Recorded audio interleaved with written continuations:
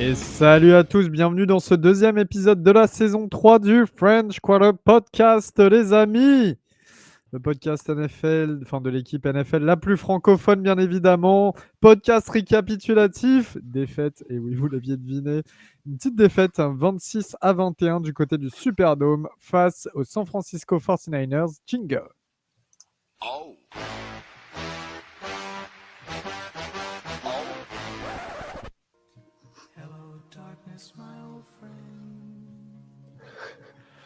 Ouais, donc merci Garfunkel et Simons. Alors, défaite 26-21, messieurs. On est le mardi 16 septembre 2025. On ressort d'un match finalement pas aussi compliqué qu'on l'avait prédit. Et je vais commencer par toi, Alexis, car tu as une belle coupe bien aplatie qui va un petit peu, et je le répète comme d'habitude, maintenant nous sommes sur YouTube, donc vous pouvez nous voir, et on a ajouté, comme la semaine dernière pour le dernier épisode, le visuel sur Spotify également, donc vous pouvez nous regarder en visuel sur Spotify, et vous pouvez voir la coupe aplatie d'Alexis. Comment ça va en ce mardi 16 septembre? Il m'affiche direct. Bah écoute, on commence à rentrer dans une petite routine. Podcast, défaite, espoir, podcast, défaite. Mais la bonne humeur est toujours là en tout cas. Je suis content de vous retrouver avec ma petite coupe aplatie. Saint John, toi, tu la caches carrément, ta coupe. Comment ça va en ce 16 septembre? Est-ce que tu te caches en sortant dans la rue par rapport aux résultats? C'est moche, Elio, de parler sur les coupes. On avait dit pas les mamans et pas les cheveux. C'est pas sympa. Trop tentant. Trop tentant. Écoute, non, je me cache pas encore. Encore une fois, on a tenu le match jusqu'au bout. C'est pas une défaite catastrophique. C'est pas un match miraculeux non plus. Il y a du bien, il y a du moins bien, mais tout va bien. La vie est belle. Et pour toi, Bébert, la vie est-elle belle? Salut Elio, la vie est belle, écoute, malgré la défaite, pour l'instant ça va, je suis quand même heureux de vous retrouver, heureux de retrouver nos auditeurs, et même je me disais juste avant de démarrer qu'on avait le même bilan comptable qu'une des équipes du dernier Super Bowl. On est à 0-2 comme les Chiefs, je me dis, peut-être qu'on va avoir la même trajectoire qu'eux. Donc je suis Super Bowl. Donc je en suis plus, on a Temu Mahomes en quarterback, c'est parfait. Donc voilà, je me dis que tout est encore possible. Et non, je rigole. Mais non, ça va. Et mine de rien, c'est pas. Je prends du plaisir à regarder ces matchs malgré la défaite. Et il y a pas mal de bonnes choses à voir. Et toi, Elio? Oh bah moi, un petit peu comme vous, c'est plus la vie extérieure qui me prend que les Saints. Là, j'étais quand même content de voir la manière dont on a résisté, on a un petit peu repris le match. En fait, il y a des choses positives, on va en parler juste après, mais c'est pas une défaite marquante, c'est pas une défaite qui fait mal. Et au contraire, ça donne bon espoir pour l'avenir, donc plutôt positif suite à ce week-end. On va, comme d'habitude, faire un débrief des analyses statistiques, notamment de l'attaque. Et dans un premier temps, on va du côté de San Francisco avec un Mac Jones qui a complété 26 passes sur 39 pour 279 yards, 3 touchdowns, 0 interception. Messieurs, on avait bien avancé le fait que Mac Jones était un système quarterback, entre guillemets. Que ça pouvait fonctionner pour les Niners à ce niveau-là, même si Purdy était blessé. C'est un petit peu ce qui s'est passé, mine de rien. Ça prouve aussi que Purdy est un système quarterback. Bref, on va pas lancer un débat annexe avec les fans des Niners. Mais voilà, Mac Jones, 3 touchdowns, 0 interception. À la course, ils ont porté 26 fois le ballon pour seulement 77 yards. Je dis bien seulement parce qu'il y a quand même eu 13 portées de Mike Caffrey et 6 de Brian Robinson qui est donc arrivé en trade depuis les Washington Commanders. À la réception, on a un Jawan Jennings qui nous a fait un petit peu mal avec 89 yards, un touchdown. Il a un peu distribué le ballon, Mac Jones. On a aussi du Mike Caffrey, on a aussi du Ricky Pearsall, du Kendrick Bourne. Voilà, c'est allé un petit peu dans toutes les mains du côté de notre attaque, messieurs. Et c'est là où ça devient important parce que Temu Mahomes, justement, Spencer Rattler a lancé lui aussi 3 touchdowns pour 0 interception. Les rageux nous vont bien maigrir. 25 passes complétées sur 34 pour 207 yards. Oh, la fraudasse. Bref, on va en parler après. 30 portées pour 121 yards en tout, dont 99 yards pour 21 portées d'Alvin Kay. Au niveau de la réception, pareil, le ballon a été pas mal distribué, hein. On a Chris Olave, Rashid Shaheed et Joan Johnson qui se situent en moyenne autour des 5 réceptions et des 50 yards à la réception. Un touchdown pour Rashid Shaheed et un touchdown pour Joan Johnson. Une réception de 3 yards sur une tentative vers lui de Von Bele, c'est un touchdown. Voilà. Une passe complétée à son égard depuis le début de la saison, un touchdown. 100% de réussite, Deux. ça me fait penser à Jimmy Graham. Deux Passes. Deux passes. Exactement. Un first down la semaine dernière, un touchdown cette semaine. Messieurs, je vais revenir évidemment au point principal, qui est Spencer Rattler, qui a alimenté les débats la semaine dernière. Là, ça en a mis une couche sur les réseaux sociaux. Beaucoup de gens se sont un petit peu montés sur Rattler. D'un côté, on a ceux qui disent non, ça ne prouve rien, il n'est pas bon. D'un autre côté, on a les gens qui commencent à avoir peut-être un peu beaucoup trop d'espoir en lui. Qu'est-ce que vous avez pensé de son match, de sa prestation et finalement des statistiques qui en ressortent? Moi, le match de Rattler, par rapport à la semaine dernière, il y a une amélioration. Je considère que c'est quand même mieux, que ce soit statistiquement parlant et même visuellement sur le terrain, c'était mieux. Est-ce que ça me rassure? Non, toujours pas. On a quand même un énorme trou d'air en première mi-temps sur toute l'attaque. Alors le premier drive, on est malheureux sur le premier drive, on va dire. On a un miss field goal qui vient d'un miss touchdown, clairement, où là c'est Rattler qui se rate sur la passe d'Olave qui est derrière alors qu'il est ouvert. Donc il y a ce premier drive qui est un peu malheureux, mais derrière on se fait trois punts d'affilée, donc 2 en 3 and out. Et on finit la mi-temps par un touchdown. Ce que je veux dire, c'est qu'on est quand même un gros trou d'air de première mi-temps où on n'avance pas en attaque et on n'arrive pas à garder un peu le ballon, on n'arrive pas à gérer l'horloge. Est-ce que c'est les jeux? Est-ce que c'est Rattler? Il y a quand même eu beaucoup d'imprécisions de la part de Rattler. Il y a eu beaucoup de drops de la part de Joan Johnson en première mi-temps. Donc, pour moi, je reviens un peu sur mon début de phrase, c'est une amélioration, mais avec quand même où je ne suis pas forcément ultra rassuré par Rattler. J'espère juste que la pente qui est en cours, elle va continuer et qu'il va continuer à s'améliorer et pas que ça ne redescende pas dès la semaine prochaine parce que bon, il nous a fait ça pendant 6 matchs l'année dernière, à faire des matchs en dents de scie, dans le match, hein, même pas suivant les matchs les uns après les autres, c'était des matchs en dents de scie à l'intérieur du match et c'était très compliqué à suivre, quoi. Alexis, tu voulais... Vas-y, Alexis. Non, moi, ce qui m'embête un petit peu tout le temps quand on parle de Rattler, c'est qu'on parle d'un 5e tour de draft. Il n'est pas censé être exceptionnel. Moi, quand je vois Rattler jouer, je demande ce qu'on doit demander à un 5e tour de draft. C'est fais tourner l'attaque. Juste, ne fais pas de conneries. Lance pas 4 interceptions. Va pas perdre des fumbles. Fonce pas tête baissée. Cours pas 15 fois par match. Juste, fais tourner cette attaque de façon à voir ce qui va pas. Peut-être que c'est le quarterback qui va pas. Peut-être que c'est la ligne. Peut-être que c'est les drops. Peut-être que c'est l'indiscipline. Et pour moi, on arrive à voir ces choses-là uniquement parce qu'il joue correctement. Encore une fois, je ne dis pas qu'il joue, c'est pas exceptionnel. Effectivement, il rate un touchdown. Enfin, si c'est Michael Thomas, je pense que c'est touchdown, mais bon, c'est un autre débat. Mais il est correct, il est relativement correct. Et pour moi, c'est ce qu'on lui demande. Le mec, il nous coûte 1 million d'euros par an. Et je me suis amusé à regarder vite fait. Jameis Winston, il a pris 26 millions en 4 ans, 7 millions 2 pour Teddy B2O, là, comme dit Elio. Et Andy Dalton, c'était 3 millions. Pour 1 million, on a un quarterback qui permet de soulever quelques problèmes. Pour moi, ça me va. On ne va pas en faire le quarterback de l'avenir. Mais il est capable de montrer des choses. Et moi, ça me va. Je vous rejoins tous les deux sur globalement son match. Je vois les enflammades sur Internet et notamment... on compare les stats avec un Caleb Williams et sur les 2 premiers matchs, il a de meilleures stats, faut le dire. Ça m'a fait rire. Et oui, du coup, Elio, Spencer Rattler n'est pas le moins bon quarterback de la QV de l'année dernière.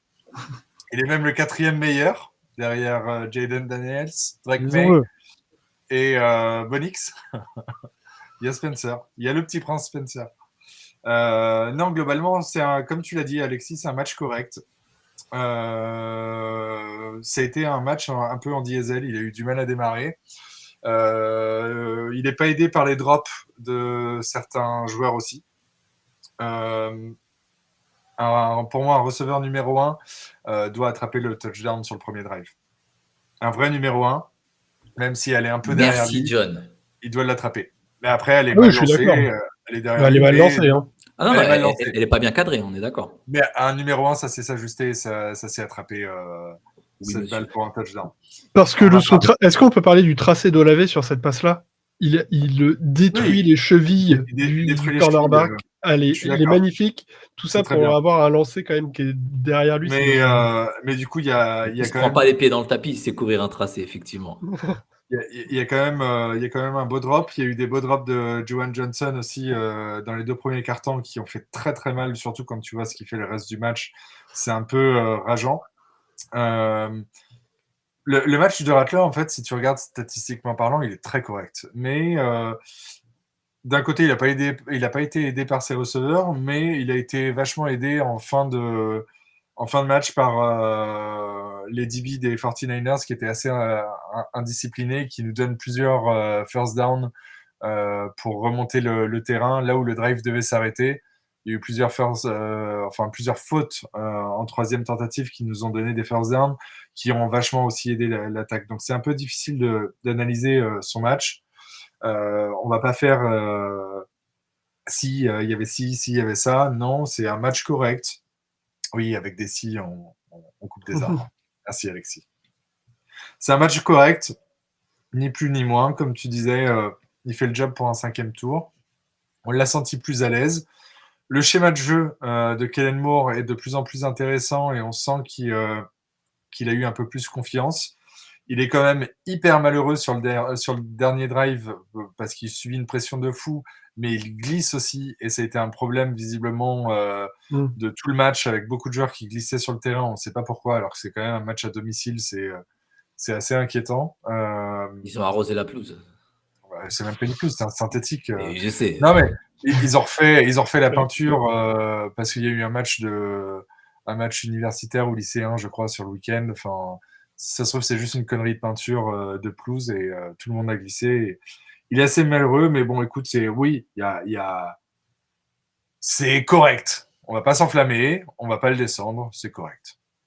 Faut voir après son évolution la semaine prochaine, semaine d'après. Oui, ouais, c'est plutôt ça. Rien Oui, d'autre parce que à les vrais rajouter, challenges, au final, non, c'est mais sur les 2 prochaines semaines. Hein.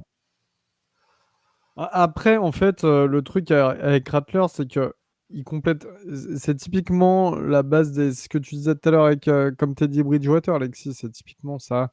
Le mec, on le fait lancer vite, des petites passes. Donc ça fait beaucoup de complétions, un bon pourcentage de passes complétées, mais ça va pas plus loin. Et au final, tu te retrouves avec 200 yards.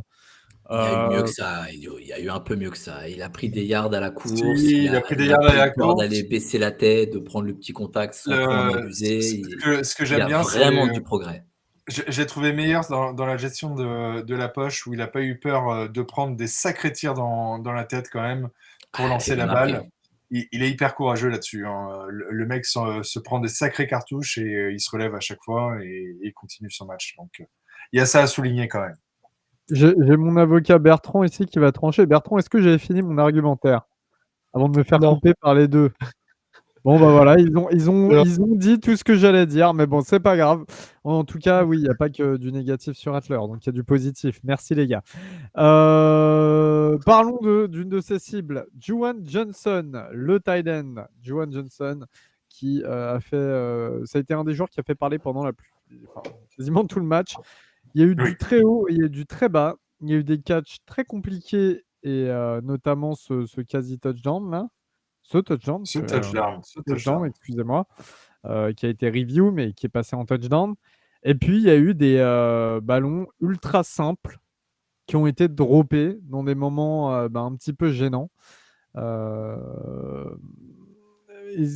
On en a parlé la semaine dernière de Juwan Johnson. Comment vous positionnez là, après ce deuxième match? Est-ce que finalement, il a quand même un réveil en début de saison cette fois-ci? Donc, est-ce que finalement, ça peut aller que vers le mieux? Ou ces drops, ça continue de bien vous inquiéter? Moi, si je me lance sur Juwan Johnson, je vais m'énerver. Parce que lui, c'est bon, j'en peux plus. Il me gave d'inconsistance. L'année dernière, c'était la moitié de l'année, il était nul, la deuxième moitié de l'année, il est bon. Là, maintenant, c'est dans un match. La moitié du match, il est mauvais, l'autre moitié, il est bon. Il se rattrape en fin de match. Alors après, c'est vrai qu'en fantasy, il ramène beaucoup de points pour un tight end, c'est très bien. Mais franchement, moi, dans le match, il me frustre énormément, tellement il arrive à faire des catchs incroyables, des catchs contestés, des catchs compliqués, etc. Mais la balle, 2 fois, elle lui arrive au niveau de la poitrine, il la drop. Franchement, à son niveau, c'est pas possible. Et j'ai plus trop de patience avec ce joueur, clairement. Juste pour compléter ce que tu dis, les 50 et quelques yards qu'il prend, il y a une screen où il prend une quinzaine de yards et un jeu où il est dans le flat avec du terrain ouvert devant lui, hein. Si tu enlèves ces jeux faciles, il ne prend pas tant de yards que ça. Il y a beaucoup plus de drops que de. Mm. Il y a une action d'éclat. Donc, je suis parfaitement d'accord avec toi sur ce point. Moi, je vais faire l'avocat du diable. C'est fait pour. Vas-y, John. Voilà. Dans l'idée, tu regardes les tight ends dans la ligue, t'as un top 5 qui est vraiment au-dessus du panier, mais vraiment au-dessus du lot. Après, t'as un gros ventre mou où est Juwan Johnson, et après, t'as les mecs qui sont juste là pour bloquer. Pour moi, Juwan Johnson, s'il continue sur cette lancée sur la saison, statistiquement parlant, il finit avec 800 yards, 7 il va faire une bonne saison. Ouais, et à 10 millions l'année, c'est honnête, c'est le range de pourquoi on le paye comme ça. Donc, c'est là où je fais un peu l'avocat du diable. Oui, il y a 2 drops qui doit pas, ça doit pas se produire. Enfin, c'est à ce niveau-là, c'est n'importe quoi. Mais encore une fois, il montre qu'il est capable de faire de belles choses. Et hormis, on a quand même mangé du caviar pendant longtemps avec Jimmy Graham, mais regarde ce qui est passé derrière. On a eu Kobe Fleener, hormis Il prend tout 3 ou le temps 4 la matchs. Non, mais c'est vrai, hormis 3 ou 4 matchs, Kobe Fleener, c'était cata. Oui. Tu as eu Benjamin Watson, qui a fait de belles saisons quand même, mais on était sur un ton en dessous d'un Jimmy Graham, évidemment, mais tu étais à 700-800 yards de la saison, ce que Jared Johan Cook. va produire. Jared Cook, j'ai même pas envie d'en parler parce que je vais devenir vulgaire, je pense. C'est quand même cet enfoiré qui a envoyé Drew Brees à la retraite. Fameux. Voilà, Merci de dire la vérité sur ce match, non, John. mais Merci. voilà. Donc, tu vois, c'est là où je me dis, ouais, on est exigeant et dur avec Juwan Johnson, mais attention, il produit quand même un minimum. Il se réveille en début de saison, alors que d'habitude, tu attends la semaine 12, 13. Voilà. Je le trouve un peu dur, mais je suis d'accord qu'il y a 2 drops scandaleux. Ça ne doit pas se produire à ce niveau-là. Son poste de Et prédilection, c'est receveur. Donc l'avantage qu'il il doit était avoir receveur, sur oui. tous les autres tight ends, c'est qu'il doit être irréprochable à la réception. C'est son poste de base, receveur. Pour moi, tu ne peux pas dropper ça. C'est pas Moi, possible. Ouais, c'est la façon il a dont été il fait la converti, production. C'est la façon dont il fait la production, moi, qui me dérange. Ok, il fait beaucoup de yards, mais il te lâche des trucs qui devrait pas lâcher. Oui, moi je suis d'accord avec Weber, surtout quand tu le payes 10 millions l'année dans une équipe qui a un peu de mal avec le salary cap, je suis d'accord là-dessus. En parlant de receveur, on se tourne vers Chris Olave, messieurs. Chris Olave qui a eu des petits moments, un peu comme d'habitude en fait, il a des moments très clutch et puis il a des moments d'errance. Alors comme tu l'as dit, John, il catche pas ce premier touchdown quasi tout fait. Alors la balle est mal dosée, hein, c'était pas la... Enfin, entre ça, le fumble d'Alvin Kamara, les ballons aussi, enfin la manière, le timing des lancers de Rattler sont pas non plus toujours top. Ça se joue à une demi-seconde près, mais normalement, tu es censé la catcher quand même. Vous, est-ce que vous continuez d'avoir de l'espoir pour qu'on garde Olave en vrai receveur 1 ou plus le temps passe, plus vous dites que ses chances s'amenuisent et en plus de ça, vous dites que est-ce qu'il est finalement si remplaçable?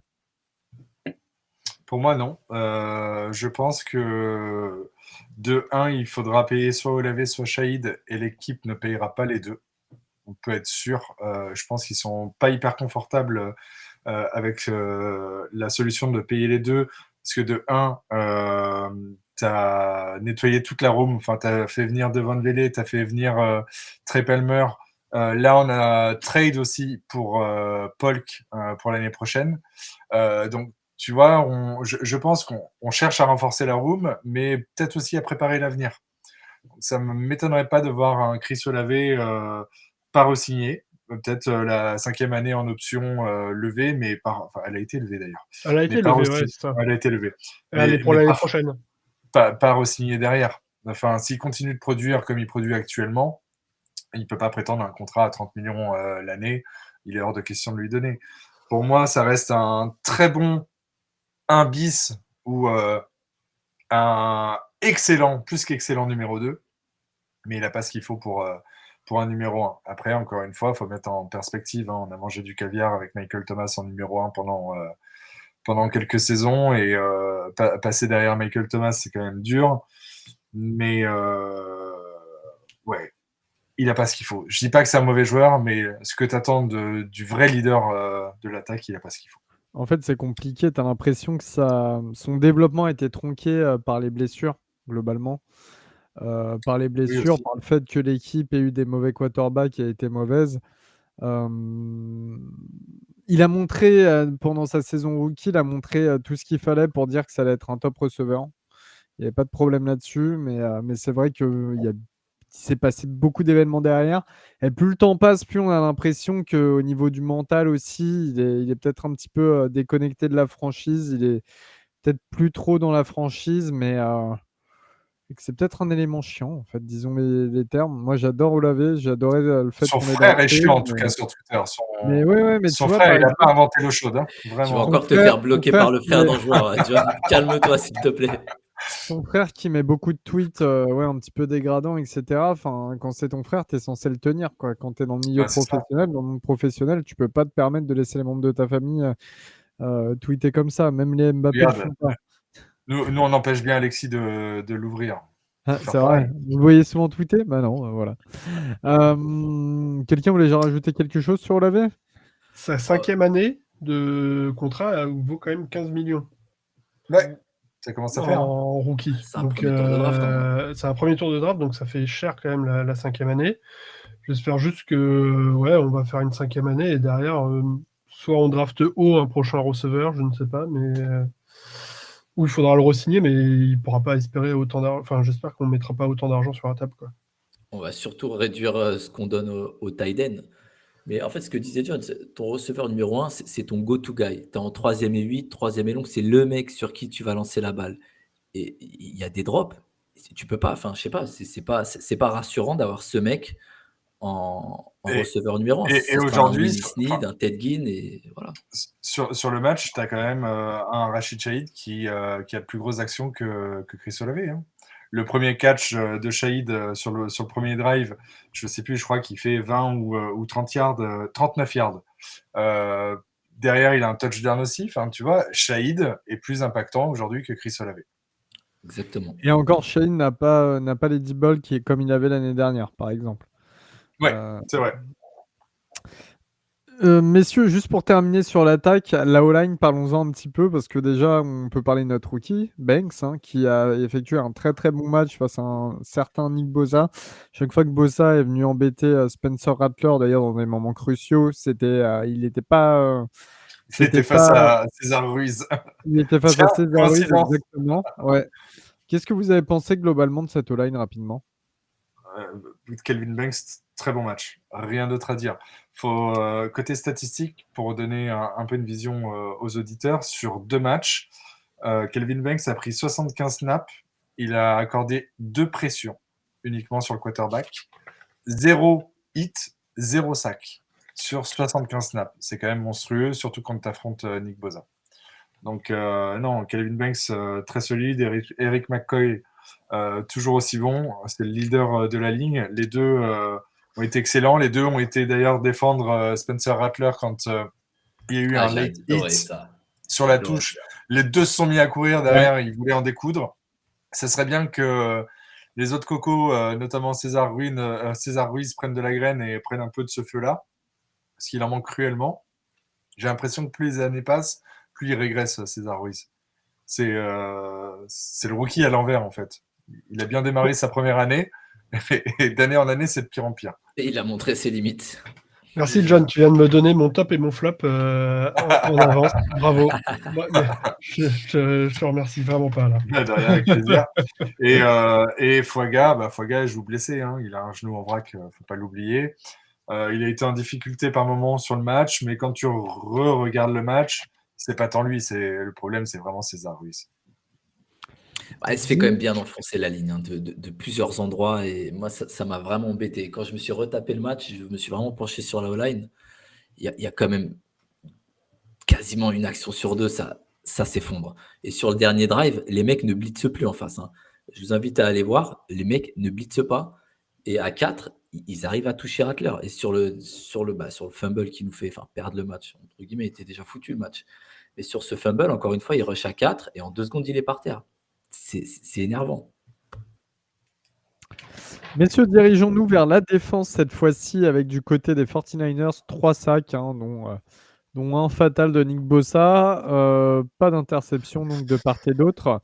De notre côté, le meilleur plaqueur, il a 11 plaquages au total comme Fred Warner en face, sauf que nous, c'est de Mario Davis avec 11 plaquages.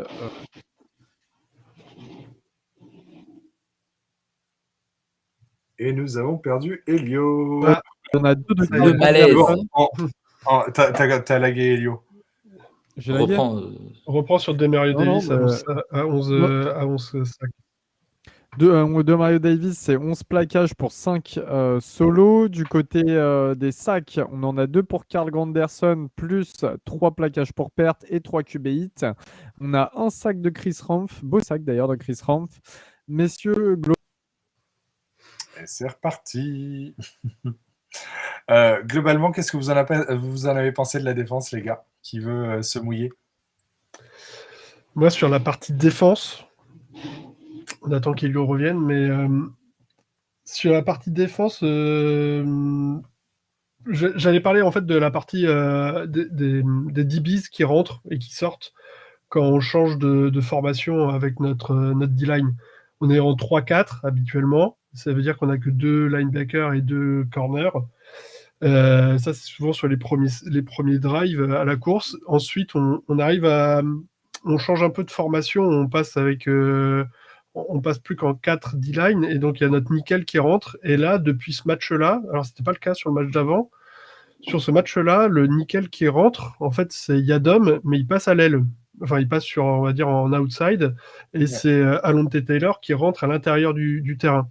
Et donc ça, on a un peu changé ce côté-là du terrain, où Yadom n'est plus le titulaire, on va dire, en cornerback 2. Il devient celui qui rentre pour faire cornerback 2 et Taylor rentre à l'intérieur du terrain. Et malheureusement, c'est qu'à chaque fois qu'il rentrait, il se faisait un peu target le Yadom. Et il a mangé. La semaine dernière, c'était Kool-Aid qui a pris un peu le bouillon. Cette semaine, Yadom, il a pris mais tellement l'eau, je trouvais. Et à chaque fois qu'il rentrait sur les formations où il y avait le nickel, il se prenait la passe sur le dos, quoi. Et donc je trouvais que c'était un peu dur cette partie-là de la défense et que soit on n'a pas su s'adapter, soit ils ont bien, ou à l'inverse, les 49ers ont bien su s'adapter.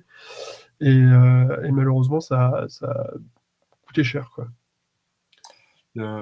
Ouais, je te rejoins. Moi, globalement, les DB m'ont assez déçu en ligne de mire avec Isaac Yadom qui a fait un très mauvais match. Il n'y a pas d'autre mot. Ouais, Yadom, il s'est dégoûtant. bouffé tout le long.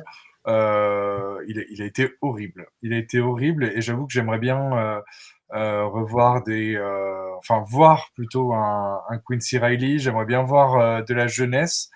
Mais ça a été quand même compliqué chez les DB. Justin Reed aussi a été un peu en difficulté par moment, alors qu'on pensait que ça allait être le patron de l'arrière. Ce que j'ai bien aimé uniquement, ça a été Jonas Senker, qui a fait globalement un bon match.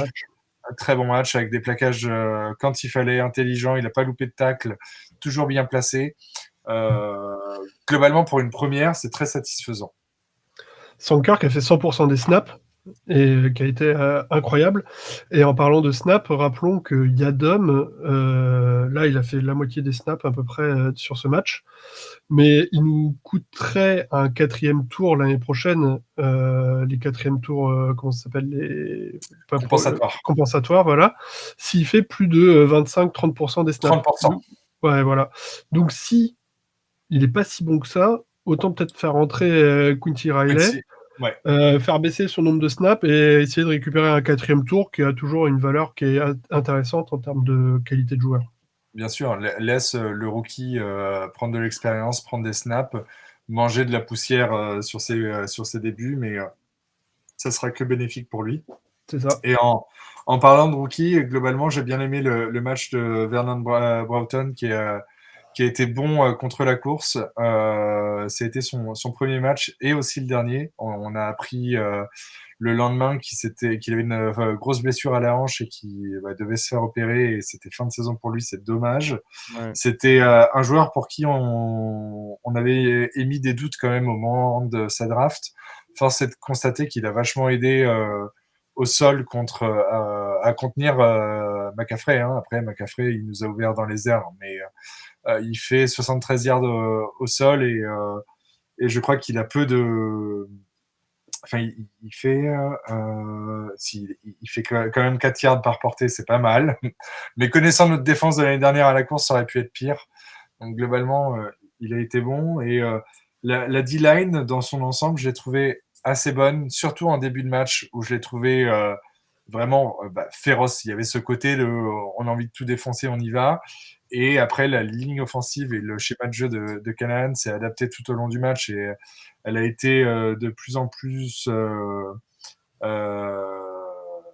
contenue par la ligne offensive des 49ers. J'ai trouvé ça un peu dommage et un peu décevant. Et pour terminer sur la défense, moi, ce qui m'a posé problème, c'est comme la semaine dernière, et c'est ce que tu soulevais en permanence, Alexis, les 3e et longues, ça a été une catastrophe. Si je dis pas de bêtises, il me semble qu'on a accordé 5 first down sur les 3e et 10, 3e et 11. Et c'est beaucoup trop. C'est beaucoup trop. 8 sur 15 en 3e tentative. Ouais, tu vois, c'est une catastrophe, dont 5, je crois, où tu es en 3e et longue. C'est pas bon. Dont un touchdown, qui est une erreur de débutant. Ouais. Les mecs n'ont plus de temps mort. Mais dans quel monde tu ne blitzes pas? Tu plaques un mec dans les limites du terrain, le match s'arrête, c'est fini. Mais surtout, dans quel monde tu bloques pas le meilleur joueur de l'équipe adverse? Ça, tu parles à Alonte Taylor, ça. C'est lui qui laisse partir McCaffrey dans le corner. Et ça, c'est une erreur de débutant de ne pas blitzer à ce moment-là.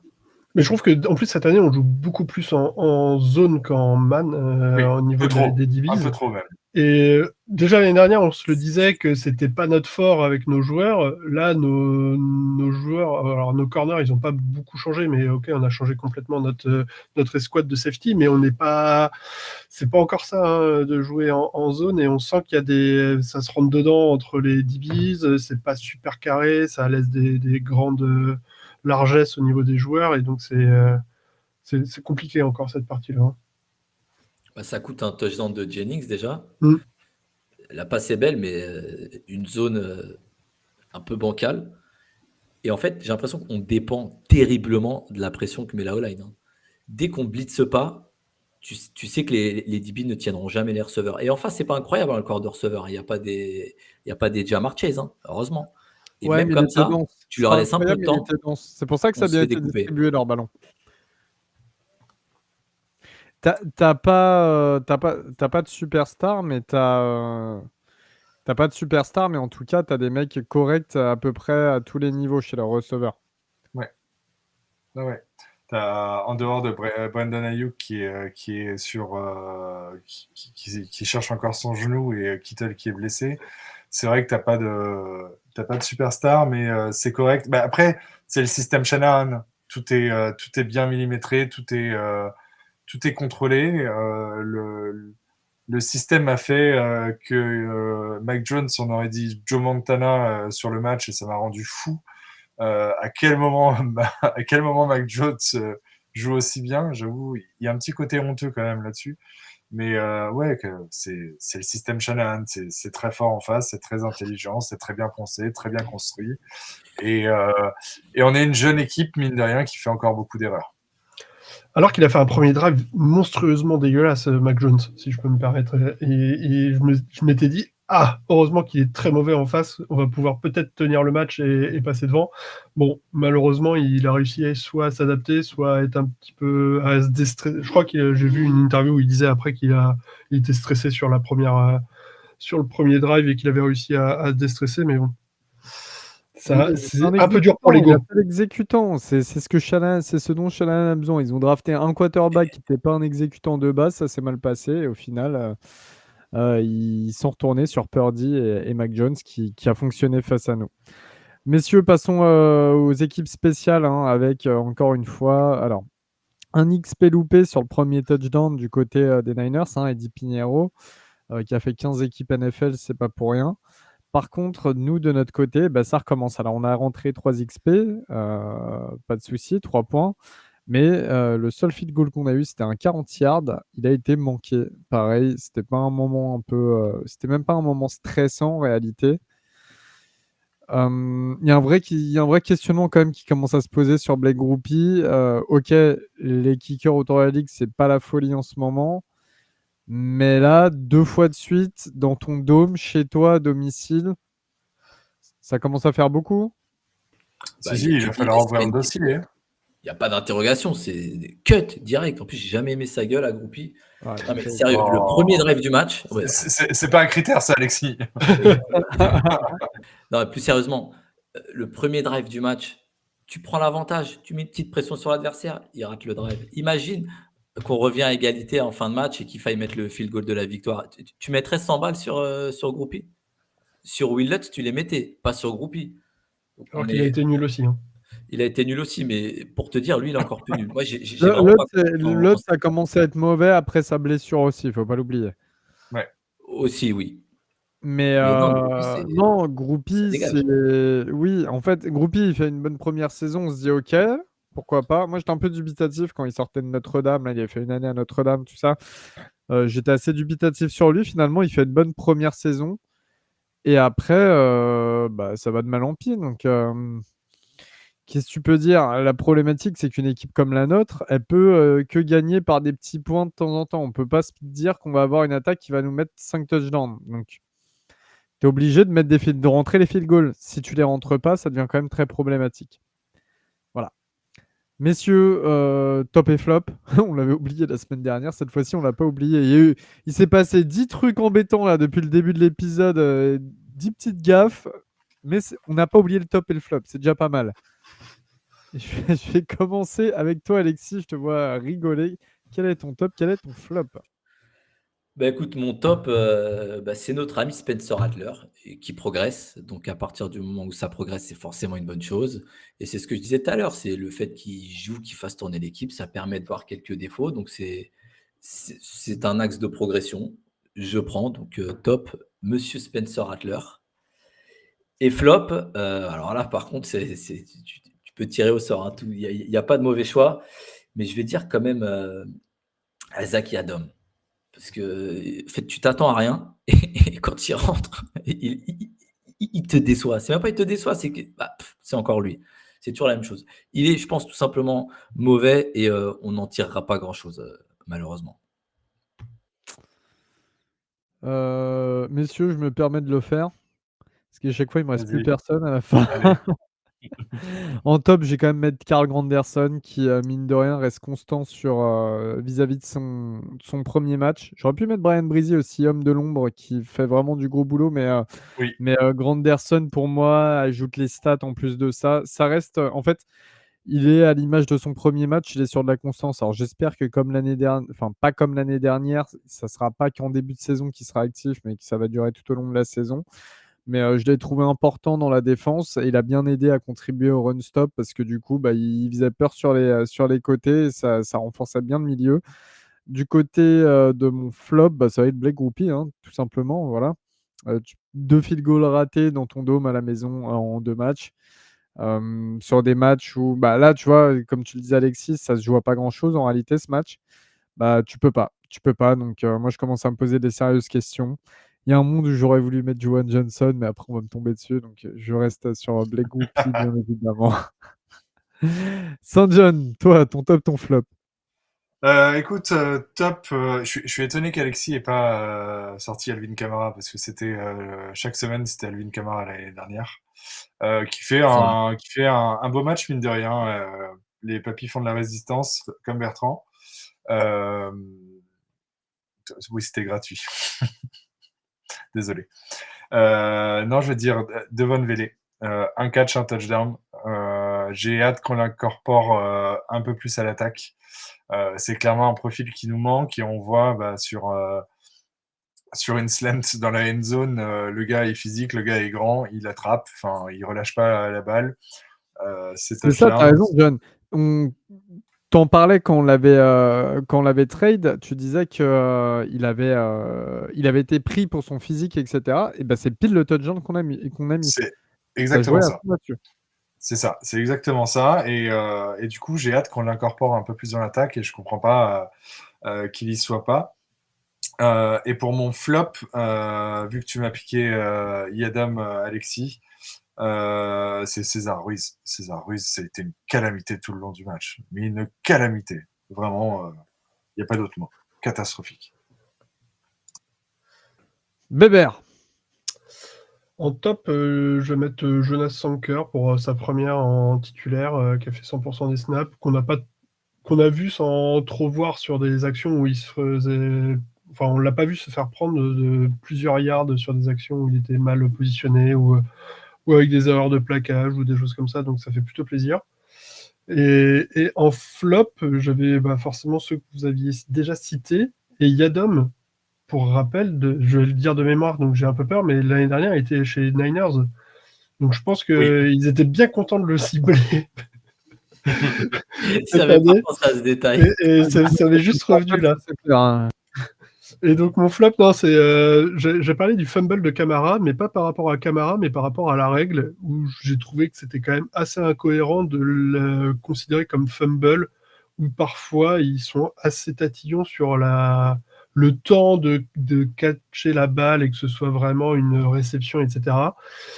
Ça aurait pu être passe non complété C'est une passe incomplète pour moi, on se fait voler là-dessus. Moi aussi, hein, mais voilà, après, j'aime pas trop taper sur les arbitres et sur les jeux, et c'est un fait de jeu, et tout le monde est un peu pris dans des faits de jeu, toutes les équipes ont des faits de jeu comme ça, mais je trouvais que c'était quand même un sacré flop de se prendre un fumble sur Camara.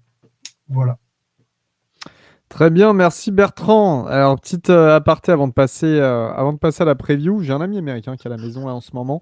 J'avais promis de le faire intervenir rapidement dans l'épisode, donc je vais le faire intervenir. Et je vais te présenter Miguel. Yo, what's up? How are you doing?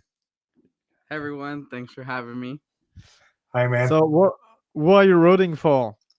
I'm rooting for the Bills this year. I think they have a good offense. I think they were able to showcase a lot of good in their offense, the way they were able to clutch a win against the Ravens last minute. Their defense showed out. Nick Bosa showed out. I'm feeling good. Nice, awesome. And what do you think? What are you thinking about the Saints and like our season and our expectations in general?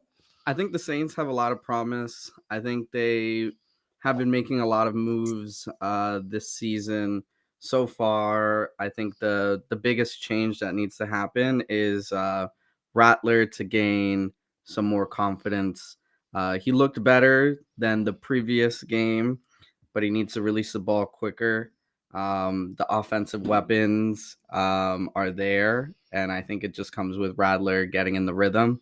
And then it seems like the cornerbacks are dealing with some issues when it comes to speedsters like Juwan Jennings this week. I think if they're able to contain somebody with so much agility, they'd be able to do well with bigger teams. Thank you for everything.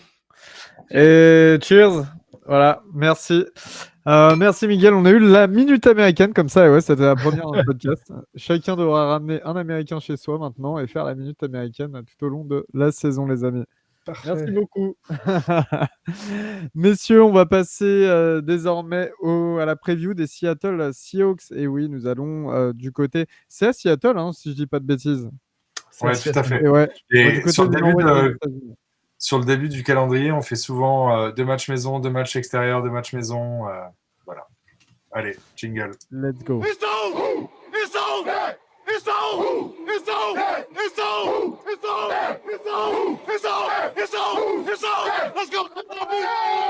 1, 2, 3! Et oui, messieurs, donc nous affrontons les Seattle Seahawks ce dimanche. J'ai même pas l'heure. C'est à 22h05. 10h05. Ouais, c'est ça, 10h05. à 22h05 heure française, donc du côté du nord-ouest américain et de l'État de Washington. Au niveau des moves pendant la off-season du côté de Seattle, et bien évidemment le départ de Geno Smith qui a lancé 3 interceptions la nuit dernière pour les Las Vegas Raiders face aux Chargers. Sam Howell aussi, le deuxième quarterback. Tyler Lockett, légende du côté de Seattle qui est parti du côté des Titans. Et un autre gros wide receiver, c'est une grosse perte, c'est aussi DK Metcalf qui est parti du côté de Pittsburgh. Au niveau des arrivées, on a Sam Darnold, bien évidemment, qui est passé quarterback titulaire. Joe Jones, Drew Lock, Marcus Lawrence qui est arrivé de Dallas. Shaquille Griffin, le cornerback qui fait son retour du côté de Seattle, le cornerback à une main. Et surtout, l'arrivée d'un certain Cooper Kupp, donc, qui avait été rongé par les blessures. Alexis, tu me dis que non. Et... C'est son frère qui a qu'une seule main. Oui. Il y a Shaquem Griffin et Shaquille Griffin. Lui, c'est le corner. Oui, la Il prochaine essaie- fois, ils ont linebacker. changé complètement le prénom au lieu de faire une lettre de différence. Bref, avec tout le Je respect. vais parler à son daron, t'inquiète. Au niveau de la draft, alors draft assez intéressante et surprenante à la fois. Au 18e pick du premier tour, ils prennent Grace Abel, le guard de North Dakota State. Un overreach assez surprenant pour Seattle. Nick Emmanuori, le safety de South Carolina au deuxième tour, safety assez rapide. Elijah Arroyo, le tight end de Miami au deuxième tour. Jalen Milroe, le quarterback d'Alabama au troisième tour. Après, il y a eu plusieurs picks moins intéressants. Au niveau de la pré-saison, ils sont à 1 partout. Une victoire, une défaite, un match nul. Victoire face aux Chiefs, défaite face aux Packers, match nul face aux Raiders. Au niveau de la saison régulière, eh bien, ils sont à une victoire pour une défaite, messieurs, avec une défaite face aux 49ers, 13-17, et une victoire contre les Pittsburgh Steelers, 31-17. Belle victoire, hein, justement, on pensait les Steelers favoris, justement. Quel point fort, quel point faible analysez-vous du côté des Seahawks? Ouais, la D-line me fait peur. Quand tu vois notre ligne offensive, la D-line me fait peur. Ça va être très dur à jouer. La défense va être très, très dure à jouer. Je pense qu'on risque de grandement galérer. Ça va être le premier très gros test pour Rattler. Même si cette semaine, attention, hein, un Nick Bosa qui arrive dans ta tête et un Fred Warner en tant que linebacker, c'est quelque chose. Les DB des 49ers, à la base, c'est pas la folie. Là, quand même, la ligne offensive, et tu as quand même de bons corners, ça va être quelque chose de très compliqué. L'attaque, moi, j'attends de voir. Faut pas oublier qu'on a un certain Clint Kubiak qui vient d'arriver du côté de Seattle. On sait qu'il est capable du meilleur comme du pire. On l'a vu chez nous l'année dernière. Et c'est dans le pire qu'il est le meilleur. C'est souvent ça le problème. 2019, il me semble. Bref. C'est souvent ça le problème. J'attends de voir. Après, tu as quand même deux beaux running backs en la personne de Charbonnet et Walker. Tu as un bon duo quand même à la course. J'attends de voir. Ouais, l'attaque, je sais pas. Il y a quand même un point d'interrogation. Sam Darnold, c'est pas l'assurance Tourix. L'assurance Tourisque. On sent que j'étais au parc Astérix cet été, les gars. Ouais. Désolé, je brille un peu. Je sais pas. La défense me fait bien plus peur que l'attaque. Ça se trouve, on va se faire ouvrir, on va prendre 40 points dans la tronche. Hein. Mais voilà, c'est. En tout cas, gros bisous à Clément de Seahawks France que j'ai laminé sur la Game Zone du front office. Je sais qu'il écoutera pas, mais c'est aussi un des points faibles des Seahawks du coup. Si, le connaissant, il va écouter par curiosité cette preview, c'est sûr. Juste si pour l'attaque, ouais, c'est vrai que Darnold est un point d'interrogation, mais comme tu le disais, John, il est quand même plutôt bien entouré. On a compris que Darnold bien entouré, comme chez les Vikings, par exemple, ça pouvait faire mal. Mine de rien, Jackson Smith et Njigba, c'est 2 matchs à plus de 100 yards sur les 2 premiers matchs. T'as Cooper Kupp en second couteau, t'as la running back room qui peut te carry, comme tu le disais. Ouais, ça va être, je pense que ça va donner un petit peu des maux de tête à notre défense. Tu perds Broughton dans la boîte. T'as 2 running backs qui courent. On a vu que les cornerbacks, ils peuvent vite avoir le tournis. J'avoue que je suis pas très serein là du côté de Seattle. Je sais pas comment vous vous situez, vous, Alexis et Bébert, mais Bah, moi, je vois un duo de running back qui est puissant. Kenneth Walker, Zach Charbonnet, comme tu disais, c'est solide. Et surtout, leur corps de receveur, Jigba et Cooper Kupp. Mais qui va les arrêter C'est Yadom et McKinstry. Non, ça paraît compliqué à ce niveau-là. Après, la Legion of Boom est à la retraite, les gars. Les portes sont ouvertes. On va les marbrer en attaque. Non, plus sérieusement, ça va, je pense, être encore un match serré parce que c'est pas non plus. C'est une équipe de milieu de tableau pour moi. Enfin, de ce qu'ils ont montré sur ce début de saison, c'est milieu de tableau. Milieu haut, ouais, j'exagère un peu. Milieu haut, mais c'est dur, pas. Excuse-moi, quand tu as un quarterback qui voit des fantômes, ça il fallait que je la place. Après, t'as pas tort. Non, mais dans ce que tu dis, Sam Alexis, t'as Darnold, pas tort. La seule chose, c'est qu'en fait, après, il faut mettre la confrontation en face. C'est-à-dire que les Saints, nous, on est dans le baba. Tu vois? Oui, Non, mais c'est vrai. oui.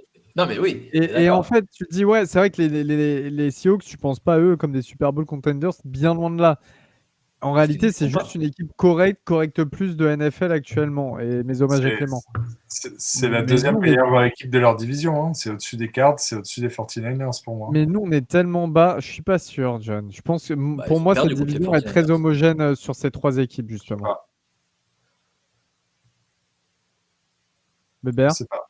Non, j'ai pas grand-chose à rajouter à part le fait qu'on est chez eux en extérieur. Alors c'est pas encore l'hiver, mais leur stade est bruyant. On est en extérieur, on n'a pas trop l'habitude. Je pense que ça va être très compliqué. Ça va être un bourbier pour nous et je sens que ça va être très compliqué des 2 côtés du ballon aussi. Mais dans les tranchées, ça va être compliqué. Je sais pas pourquoi. Je sens que notre O-line va être en difficulté, notre D-line va être en difficulté pendant tout le match et que ça va être assez moche et qu'on va se coucher à 1h du mat sur un truc assez moche, je pense. Voilà. Bébert, tu sais ce que je sens, moi? Ce sont les prédictions. Exactement, C'est le Bébert. moment des Allez. prédictions. Petit rappel des scores sur nos prédictions, notre petit jeu de prédictions. T'es pas obligé de faire ça, Bertrand. Nous avions mis à la fin de la semaine dernière, donc avant le match, il y avait en partant du fond, il y avait Alexis avec 1 point, John et Elio avec 3, et j'étais avec 4 points en tête. Nous avions tous prédit une défaite contre les 49ers, donc nous avons tous 3 points. Donc on va dire que le classement ne bouge pas. Et nous avons le retour des 2 questions pour gagner 2 points. Enfin, 1 point chacun. On va faire comme la semaine dernière. Ça va être question rapidité. Donc celui qui veut parler donne son nom et donne la réponse. Une réponse par personne. Et si pas de réponse, le point revient à l'arbitre. Est-ce que ça va pour tout le monde? Oui, chef. C'est toujours malhonnête comme règle, mais bon. C'est toujours malhonnête, mais vu que c'est pas l'arbitre. Laissons la chance au produit une 2e semaine, mais après, on verra ça en interne. Après, on verra. Voilà. Question numéro 1. Alors, Alvin Kamara a effectué son 7e football en carrière. Combien en a-t-il fait contre les 49ers sur ces 7? John, 4. Exactement. Très Oh, bien. allez avec Fred Warner involved. Ouais. Ça avait été dit pendant le match. Je me suis dit, ça peut passer. Voilà. C'est pas passé. Je pensais que tu avais regardé 2 fois le match, Alexis, en plus. Il comprend pas l'anglais, c'est ça le problème. Alors, question facile aussi. Rapidité. Question numéro 2. À quelle distance le field goal a-t-il été manqué? Alex, 40 yards. Ah, il a été Ouais. rapide, Alexis. Bravo, ça sera pour Alexis. Alors que Elio l'a dit pendant l'émission. Normalement, il Mais faut attends, laisser la fin de la mais là, question à Alex. En même temps, c'est le entendu seul Alexis. frigo. Vous avez entendu Alexis avant moi? Oui, j'ai dit Ouais. Alex. Tu peux aller Sérieux? voir la VAR, mon ami. Tu peux aller voir la Non, vidéo mais attends, YouTube. non, mais là, c'est une question de latence, là, littéralement. Oh, Ah, c'est- t'as raison. Ah, là, après, il faut peut-être changer de fournisseur internet. Faut peut-être Si, payer une facture, Elio. Pas de point pour Très Bébert. bien. Allez, Donc voilà, pas de point pour moi. Comme quoi, vous voyez, je peux choisir des questions bien. plutôt faciles. C'est bien. Très Euh, honnête. on passe sur les prédictions du match contre les Seahawks. Allez. J'aurais pu commencer par là. John, dis-nous tout. Que vois-tu pour ce Défaite. match? Avec un Défaite. score Avec un score de 31 à 24. Oh, Pas mal. d'accord. Ah oui. Ouais, Et je Ah suis nous chaud. oui. Alors, Sam Darnold, c'est vraiment leur point faible, quoi. J'ai pas dit que c'est lui qui allait marquer. Hein. Tu vas voir, tu vas voir Ouais, c'est Walker vrai. comment il va nous ouvrir. Je l'ai en fantaisie contre notre ami Bertrand.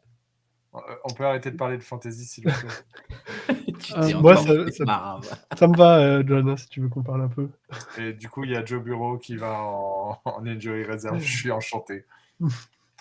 Elio, ton pronostic? 27-17 pour les Niners. Pour les Seahawks. D'accord. Elio, il est encore à la semaine dernière. Ouais. Pour moi, Alexis? c'est tellement les mêmes équipes. Dédicace à notre ami Yabon Dragon qui nous écoute. Victoire des Saints. Je vais pas faire la même erreur que vous. Je reprends la phrase de Drew Brees. Alerte au gogol. Non. Alerte au gogol, les enfants. 24-21 pour les Saints. Très bien. Moi, ça me va, au moins, tu sais, ça lui fait un peu perdre son point qu'il est sur les 40 C'est bien. yards. Comme ça, c'est C'est bien. J'ai régalé. eu un point, je prends des risques. Moi, j'y crois. Moi, j'y crois à mon équipe. Là. Et toi, Bébert? Et moi, j'ai mis une défaite 21-13. Donc 21 pour les Seahawks. Voilà. Et je te redonne la main, Elio. Ouais, tout à fait. Eh bien, c'est parti, le question-réponse, messieurs. Question-réponse, let's go. I'm answering the question. Be quiet. I'm answering the question. Be quiet. You asked a question. I'm answering it. You let me finish? Next question. Next smart question. Messieurs, le question-réponse qui commence avec une première question d'RJ qui nous demande de mieux en mieux, même s'il manque de la justesse et de la précision. Pour vous, si Rattler arrive à gommer certaines choses, peut-on avoir quelques wins au compteur? Déjà, Il n'y ça a pas que voudrait dire Rattler. que les wins ne dépendent que de Rattler. Non, il n'y a pas que Rattler qui doit gommer des choses. On doit gommer les pénalités, on doit gommer, on doit apporter de la discipline, on doit apporter du talent aussi, qu'il en manque cruellement sur certaines phases de jeu. Et il faut encore que l'équipe fasse un bon match sur les 3 tableaux, ce qui n'est pas le cas aujourd'hui. On est bon par phase un peu partout, sauf en unité spéciale avec notre cher Blake Groupie. Mais on est bon à peu près partout par phase. Et maintenant, il faut l'être sur tout un match et sur les 3 phases du jeu. Rien à rajouter. Voilà. Rien à rajouter. RJ, j'espère que la réponse de John t'aura satisfaite.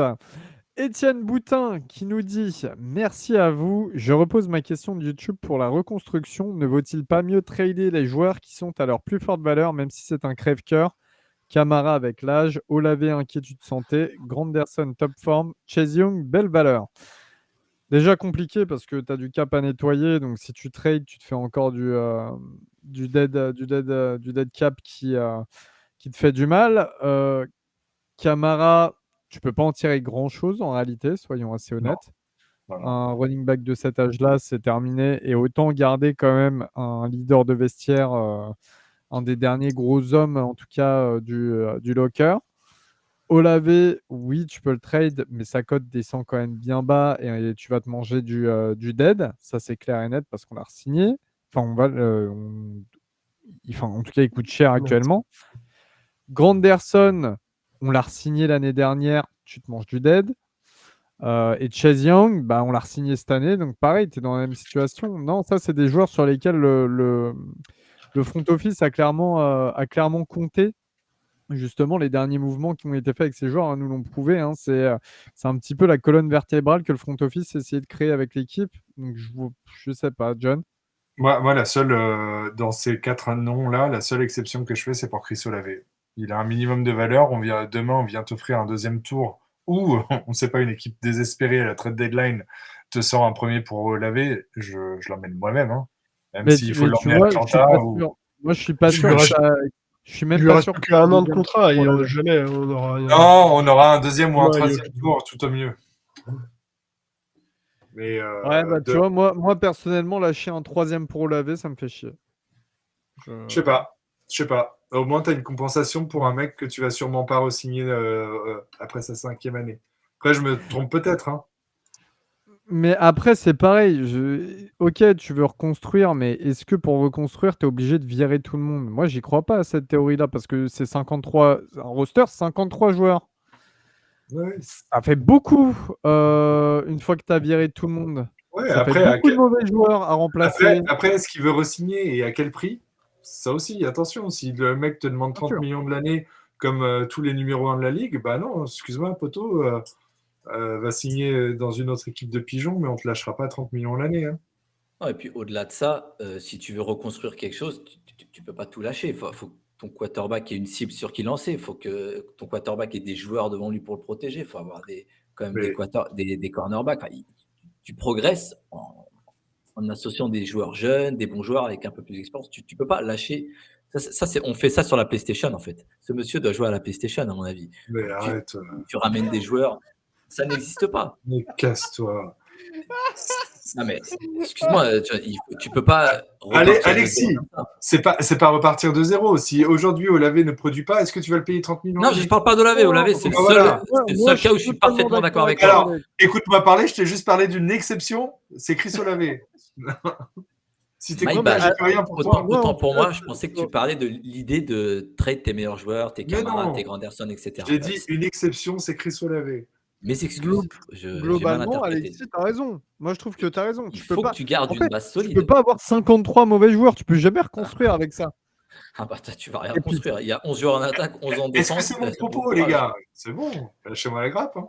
J'ai jamais Mais dit non, ça. c'est pas ton propos, c'est le propos de Sport Mediamat d'Étienne. C'est pas ton propos à toi. Toi, tu nous embêtes avec Olavé depuis tout à l'heure alors qu'on s'en fout d'Olavé. Il sera même pas là la semaine prochaine, il va sur hier encore. Laisse-le tranquille. Arrête, t'es pas gentil. Non, avec tout le respect pour le bon vieux Chris, bien évidemment. Bébert, comme d'habitude, hein, ce qu'il faut savoir, c'est que même dans notre discussion WhatsApp qu'on a tous ensemble, Bébert joue le rôle de spectateur, témoin, arbitre. Mais J'ai cru que j'allais me il prendre a encore un compris tir depuis gratos. longtemps que ça servait à rien de prendre part à tout ça. Non, non, je respecte ta sagesse. Morel, à qui on passe le bonjour, qui nous dit déjà merci pour le podcast. Seule chose positive de la semaine. Merci à toi, Morel. Je m'attendais à une saison un peu catastrophique, donc pas surpris des résultats de notre équipe. J'espère pas de blessures pour nos joueurs. À quand la première win de l'année, à votre avis? Hola la team. Eh bien, écoute. La semaine Morel. prochaine, la prochaine win. Ouais, pour Alexis, apparemment, selon les pronos, ça serait la semaine prochaine. Vous, John, vous voyez quoi sur le planning là? Contre les Falcons. Je crois que c'est semaine 5. Il n'y a pas un truc semaine 5 un peu sympa là? Non, c'est les Giants. Les Giants Oui, à la bah, maison. ça viendra sur les Giants, on y croit. Giants ou Patriots, ouais, un des deux. Non, Et ça sera les Giants. Falcons. On a 2 victoires cette année. On termine avec le premier pick et on sweep les Falcons. C'est écrit. C'est écrit dans mon livre. Ton livre, ouais, c'est ça le J'aimerais bien problème. voir la gueule du livre, on n'en dira pas plus. Mais Moi, j'ai pas envie de le voir. franchement, les Giants ou les Patriots, t'y crois pas, John? Un des deux?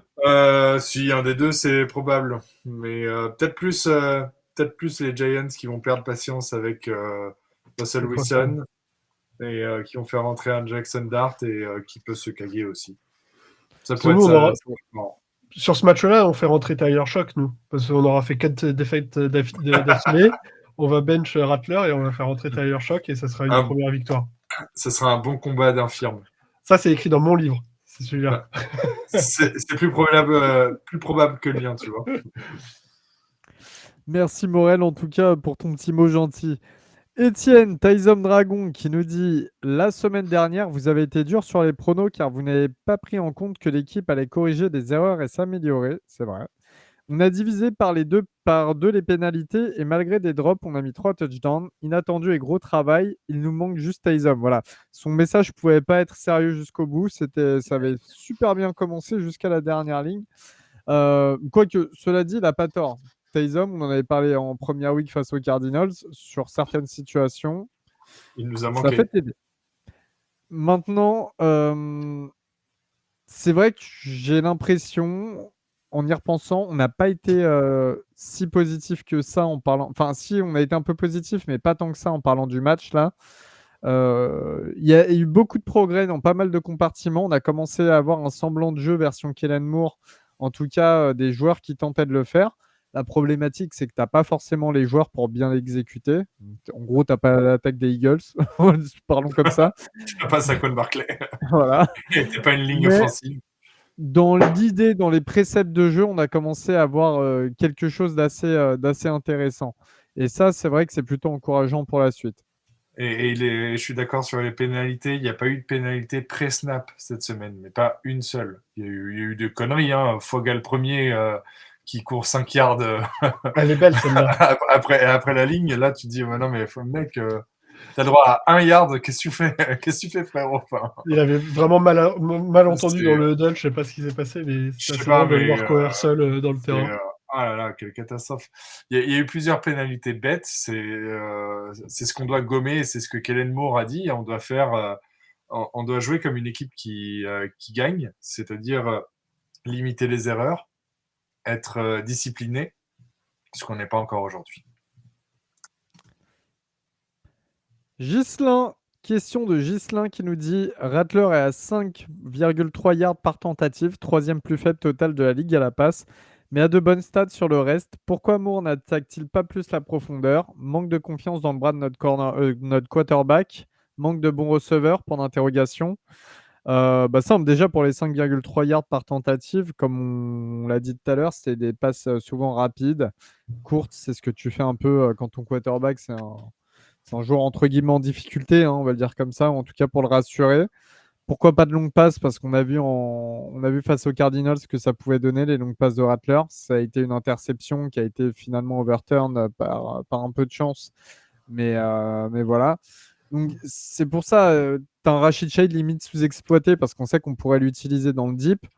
Pour moi, c'est pas une question de bon receveur. On a un corps de receveur qui est plutôt, comme dit avec les Niners, plutôt dense. Tu n'as pas des top receveurs, tu as des bons, corrects receveurs, mais tu en as plusieurs et tu peux faire quelque chose avec.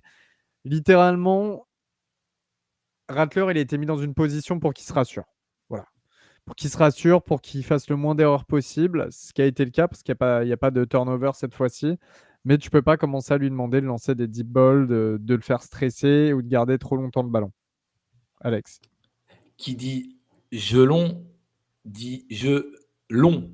Je ne sais pas comment expliquer ça, mais il faut que tu laisses le temps à ton receveur d'exécuter son tracé. Tu as besoin d'au moins de 4 ou 5 secondes. Et est-ce que la ligne offensive donne 4-5 secondes à Rattler? C'est ça aussi qu'il faut voir. S'il y a 5,3 yards par lancé, le calcul est vite fait. Tu lances 2 fois, tu as un first down. Magnifique. La solution est ici. Non, mais il faut arrêter de croire que le problème, c'est Rattler, en fait. La moitié de l'épisode, on parle toujours de Rattler, mais c'est beaucoup plus profond que ça, les gars. Il y a un problème de ligne offensive, il y a un problème de receveur. Les appels de jeu sont meilleurs. On n'en a pas beaucoup parlé, mais le fait de ne pas abreuver Camara de ballon, ça fait quand même qu'on arrose un petit peu autour. Tous les joueurs touchent la balle. Et c'est pas plus mal. Donc, le jeu long, d'accord, mais il faut pouvoir lancer le long.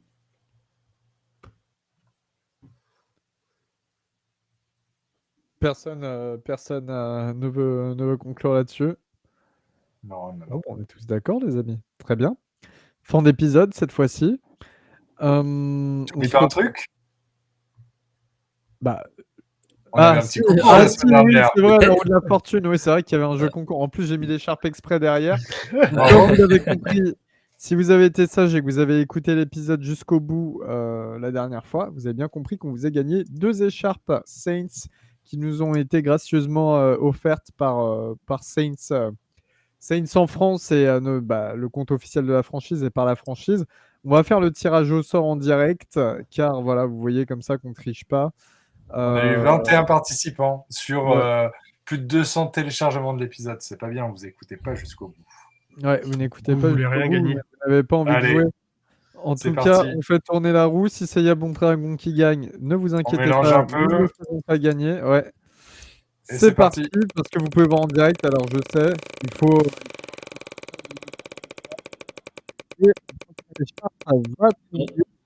Elle va tomber pour ICB, félicitations, attention la deuxième écharpe. Et Oh, pour il y a Étienne. Yabon Dragon. Ah là là là C'est là. truqué, ce jeu est truqué, c'est pas possible. Elle est tombée sur Yabon Dragon. J'ai ouvert. Refait. Non, je ne comme vous refais pouvez le pas. voir, hein, vous pouvez le constater, pour le coup, il n'y a aucun trucage là, littéralement. Donc, Yabon Dragon, ce qui est bien, c'est qu'il aura juste à récupérer l'écharpe auprès de moi ou d'Alexis. Je n'aurais pas l'envoyer à Pétaouchnok. Et puis, ICB, ce que tu fais, c'est que tu glisses dans nos DM où tu nous mentionnes si nos DM sont pas ouverts. Je ne sais pas comment c'est avec le nouveau Twitter version Musk. Tu n'hésites pas à nous envoyer un message avec ton adresse. Et puis, nous, comme je l'avais promis avant la fin de la saison, on te l'envoie sans problème. Félicitations. Quelque chose me dit que le jeu concours n'est pas forcément terminé avec d'autres surprises. On verra tout au long de la saison. Mais bravo à ICB et à Étienne Yabon Dragon. C'est dit avec autant de joie. Grave. Bon, en tout cas, messieurs, c'est la fin de cet épisode. Merci à tous nos auditeurs et auditrices de nous avoir écoutés. On se retrouve très vite la semaine prochaine pour débriefer le match face aux Seahawks et aborder le match face aux Buffalo Bills. Ça sera encore moins marrant que cette semaine. Et à très bientôt, comme d'habitude. Les 2 meilleurs mots de la fin, messieurs, décompte. Who dat? Voilà. Let's Allez, go. salut tout le monde. Je suis bien à la bourre.